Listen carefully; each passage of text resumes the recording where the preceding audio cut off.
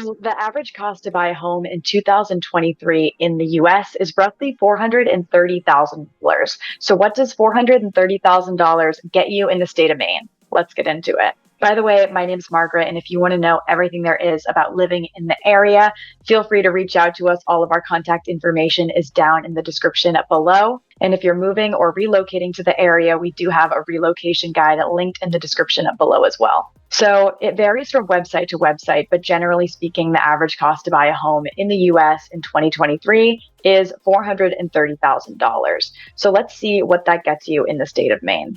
I want to first start down in York and Cumberland County to kind of get a start on where we want to look. So $430,000, 3 beds, 2 baths, 1,200 square feet, a nice little home in York, or maybe even Kittery down that way. And let's see, here in Agunquit, 3 beds, 2 baths, $425,000, similar amount of square footage.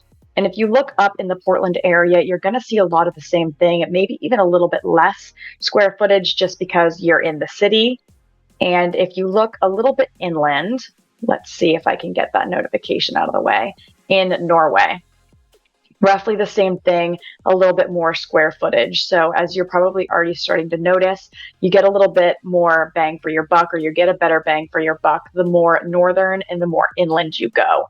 So just to kind of show you guys, the 4 beds, 3 baths, $430,000, 2,300 square feet. And if you go into the down east area, you're getting even more square footage, maybe an extra bed, extra bath, for the same price. And if you head all the way up to the top of the state, let's look in the Fort Kent area. Again, same thing. You're getting a little bit more square footage. You're getting maybe an extra bed, extra bathroom. What I wanted to point out was, you're going to get a better bang for your buck, generally speaking, if you look a little bit more northern in the state, or a little bit more north in the state, or a little bit more inland. But you're still going to get some of the same deals in York County as you're going to get all the way up at the top of the state. Maine is a fairly large state considering it's in New England, but still it's only like maybe a fifth of the size of Texas. It's still a pretty small state. And so it really isn't going to change drastically from the southernmost part of the state to the northernmost part.